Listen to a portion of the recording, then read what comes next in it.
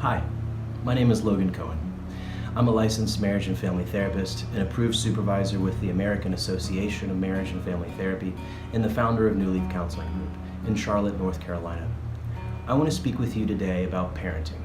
Before I worked in more traditional office settings, I lived and worked in a wilderness therapy setting with adjudicated youth in the foothills of the Appalachian Mountains. The term adjudicated means these youth were allowed to complete therapeutic programming as an alternative to placement in a juvenile detention center, or for kids who were transitioning out of inpatient psychiatric facilities and needed more support in adjusting back to more natural communities. As you might imagine, a lot of these kids had some really tough behavior and had a knack for behaving in ways that drove counselors nuts, and a lot of times even quit. In fact, the professional lifespan of a counselor in this wilderness program was 3 months. But I'm a weirdo and I spent 3 years in the woods with my boys. That was hands down the hardest work I've ever done. These kids were inducted into gang life at 8 years old, were left in drug houses for days on end while their caretakers went on benders, or if not neglected, were oftentimes ritually abused, either it be physically, sexually, or emotionally. To put it briefly, these were rough kids who become this way as a result not only of significant psychiatric diagnoses, but also surviving some of the most dangerous living conditions imaginable in the industrialized world. As you also might imagine, the behavior of these kids were, shall we say, colorful. And it was my job to support the process of learning how to live pro-socially in a community again. So over the course of my years living and working in that wilderness therapy setting, I saw over 50 counselors last between 1 week and 3 months before quitting because they could not manage the kids' behavior and it was just too stressful for them. I got to see a lot of adults working with youth who were incredibly ineffective. Well, that becomes really obvious when the litmus test is a group of boys age 11 to 17 carrying on with this colorful behavior. As you might imagine, those dynamics tend to grab your attention a bit more and create a lot of clarity around what the adult is doing that is working, as well as what is not working. I learned what I believe to be the secret of managing the behavior of difficult children. You ready for it? Do you have something to write with? Kids are easy.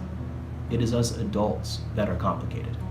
We get stuck in our ways of doing things, need coffee in the morning to feel like a human being, then have decades of baggage that plays out into how we interpret the behavior of our kids, and all of this gets in the way of managing problematic behavior effectively.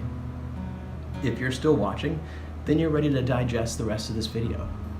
So all too often us adults want to blame household relational difficulties on the kids. They're either incapable or lazy, have pent-up anger, or just learning to behave that way from the bad kids at school. The sooner that we as adults are willing to be accountable for the degree of influence that we can have in our kids' lives, the sooner we can be a part of the solution with them. I've worked with thousands of adolescents, some of whom had horrible histories of trauma, where they learned to behave in all kinds of colorful ways and can tell you with incredible certainty, child rearing only has to be as complicated as we make it. Yes, sometimes there is a complicated physical or emotional issue that was either genetically predisposed or is totally outside of our control, but for the most part, if kids can have 100% certainty regarding what is expected of them, feel like they belong to the family while also being certain that no matter what, they will be held accountable for their behavior, things fall into place. Now, this accountability shouldn't be mean or even delivered in the spirit of anger. We can feel angry as parents, but this anger isn't productive when acted out towards our kids.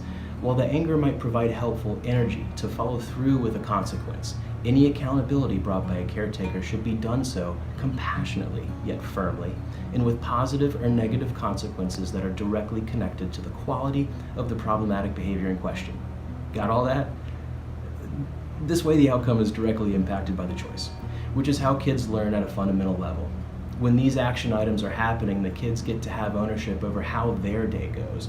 Do they want to get closer to what they want or get farther away from what they want? In either way, the child gets to make their own choices, and the household behavioral expectations reinforce themselves through the consequences and the privileges. Parents, that means that the kids don't rely on you yelling to get their butts in motion. Now, doesn't that all sound great? While these concepts might sound straightforward, they can be tricky when in motion, and especially when our kid or partner is upset. Many times when I'm working with a family who presents with adolescent behavioral issues, a parent believes they are doing everything they can, But then when we sit down, take a closer look, we find a few dynamics that can be tweaked to maximize supportive solutions while making it easier to avoid these potential barriers. I appreciate you making a few moments to tune in to New Leaf Counseling Group in Charlotte, North Carolina. I hope that some of the content shared was helpful for you. Please feel free to check out our website at www.newleafcharlotte.com. And remember, we have room for you to grow.